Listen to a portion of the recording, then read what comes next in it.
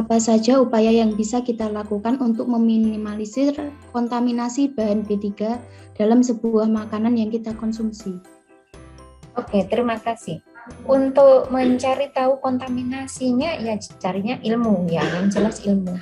Kita harus cari tahu, kemudian makan yang fresh food atau kemudian yang mengolah sendiri itu lebih aman karena kita tahu pasti bahwa siapa yang masak kita percaya amanah, siapa yang kita beli tadi itu memang tidak ada yang aneh-aneh atau tidak ada sesuatu yang berbahaya.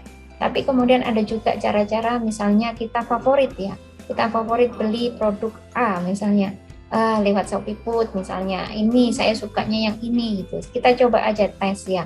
Misalnya di makanan siap saji tadi atau makanan matang itu kita biarkan 1 hari, 2 hari, 3 hari. Busuk enggak ya? Basi enggak? Kalau dia enggak basi, kita khawatirkan dia ada sesuatu yang berbahaya.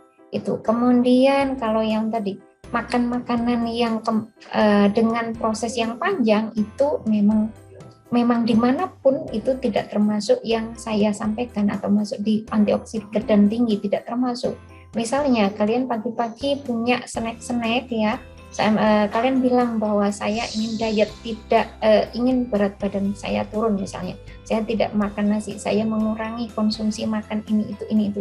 Tapi kemudian kalian lupa yang dikonsumsi justru kering-kering, keripik. Itu sebenarnya istilah makanan ringan itu adalah ringan itu mungkin ringan, nggak berat, nggak dipiring, nggak, tetapi itu bentuk seperti itu di dalam tubuh kita tahu bahwa bentuk-bentuk yang sulit dicerna ya, bahasanya adalah biokimia ya, sulit dicerna. Bahasa lainnya misalnya kita punya sepiring nasi sama sepiring keripik atau sepiring apalah yang misalnya digoreng ini kan 300 derajat. Orang kimia harus pemikirannya, aplikasi ilmu kimia wajib ya, harus diterapkan. Misalnya kukus itu 100, goreng itu 300 derajat. Kalau 300 derajat kira-kira reaksinya di dalam itu ampuh apa enggak? Ampuh banget, karena ilmu kimia temperatur sangat mempercepat terjadinya reaksinya bisa kebablas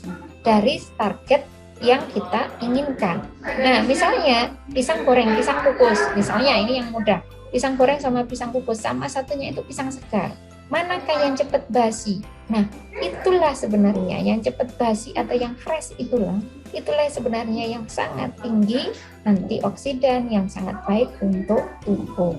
Bagaimana kalau kemudian meskipun tidak semuanya ini ya, artinya ada beberapa teknologi hasil pertanian, teknologi pertanian yang berusaha menekan kerusakan tapi dengan diolah, biasanya adalah dengan dibekukan tanpa diawetkan ya. Ya, frozen food itu ada yang frozen itu beku, tetapi banyak yang kemudian plus pengawet. Ya, itulah yang istilahnya meskipun kita katakan bahwa dia pengawet makanan di BP POM pun diizinkan, tapi benarkah jika itu dikonsumsi jangka panjang tidak menimbulkan sakit? Itulah yang kemudian di mata kuliah kita dipelajari bahwa makanan-makanan seperti itulah yang memicu terjadinya penyakit degeneratif atau penyakit yang degeneratif. Degeneratif itu tidak bisa meregenerasi sel dengan normal. Senang nggak kalau kita ada yang tidak bisa regenerasi sel? Wah, itu menjadi malapetaka. Mudah-mudahan